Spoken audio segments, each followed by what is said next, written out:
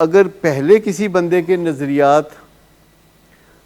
Mood خراب کرنے والے ہوں اور اس کا لائف سٹائل بھی موڈ خراب کرنے والا ہو تو امکان ہے کہ وہ نشہ کرے گا، اور جب کوئی نشہ کرے گا تو امکان ہے کہ وہ ایڈکٹ بنے گا، اور جب کوئی ایڈکٹ بنے گا تو امکان نہیں ہے، یقین ہے کہ اس کی زندگی برباد ہوگی اور وہ نشے کے سامنے بے بس ہو جائے گا۔ اب بھی اگر وہ واپس ریکلیم کرنا چاہتا ہے اپنے آپ کو تو سب سے پہلے اس کو نظریات پہ کام کرنا ہوگا اور لائف سٹائل پہ کام کرنا ہوگا۔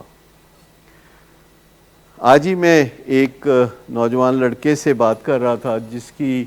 مرضی ہے کہیں شادی کرنے کی اور گھر والے نہیں چاہتے کہ وہاں شادی ہو، تو وہ اسی بارے میں میرے ساتھ صلاح مشورہ کرنے آیا تھا کہ وہ کیسے اپنے گھر والوں کو راضی کرے کہ وہ اس کی شادی اس لڑکی کے ساتھ کر دے۔ اور جب اس کی ساری میں نے بات چیت سنی تو میں نے اس کو صرف ایک بات کہی، میں نے کہا تم اپنا لائف سٹائل ٹھیک کر لو، تمہاری شادی اس لڑکی کے ساتھ ہو جائے گی۔ کہتے مطلب؟ میں نے کہا یہ جو تم اپنے فیملی بزنس میں ہو لیکن جاتے نہیں ہو، یہ جو تم رات کو 4-5 بجے تک جاگتے رہتے ہو اور دن کو 2-3 بجے تک سوتے رہتے ہو، یہ تم چھوڑ دو۔ تم سویرے 10 بجے اپنے بزنس پر جانا شروع کرو اور بزنس میں کھب کے کام کرو، تو تمہاری جو رٹ ہے یا جو تمہاری سے ہے فیملی میں وہ اوپر آ جائے گی۔ فی الحال نہ تم کام میں حصہ لیتے ہو، تم صرف اس دن جاتے ہو اپنے جاب کی جگہ جب تم نے ایک اکاؤنٹنٹ سے کہنا ہوتا ہے کہ پیسے کڈو۔ جب اکاؤنٹنٹ سے صرف تم نے پیسے لینے جانا ہوتا ہے تو اس دن تم تھوڑا تیار تیور ہو کے 10-11-12 بجے یا 1 بجے دفتر جاتے ہو اور وہاں کہتے ہو یہ کرو وہ کرو، یہ ہونا چاہیے وہ ہونا چاہیے، یوں کرنا چاہیے یوں نہیں کرنا چاہیے۔ اس دن تھوڑی فنکشنالٹی شو کر کے تو پھر آپ اکاؤنٹنٹ کے پاس جاتے ہیں کہ 2 لاکھ روپیہ دے دیں۔ تو میں نے کہا یہ کام چھوڑ دیں، آپ ریگولرلی جائیں، صبح 10 بجے شام 6 بجے تک وہاں آپ دل سے کام کریں اور بزنس میں اپنے رول کو ایسا کریں کہ ایک دن بھی جب آپ نہ جائیں تو بزنس کو جھٹکا لگے، ایفیکٹ ہو۔ یہ نہیں کہ آپ بزنس میں جائیں یا نہ جائیں، بزنس کو کوئی فرق ہی نہ پڑے۔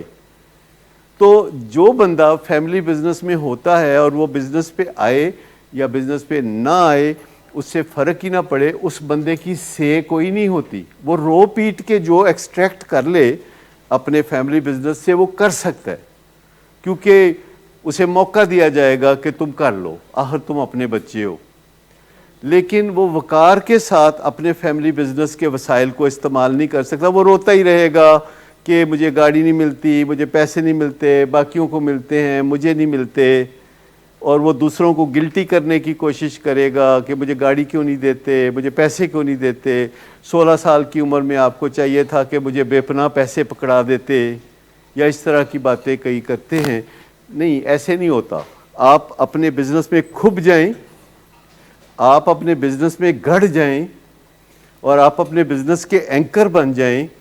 اور آپ کا بزنس آپ پہ ڈپینڈ کرنے لگے اور لوگ آ کے پوچھیں کہ کہاں ہو، آپ کے بارے میں پوچھ رہے ہو کہ کہاں ہو،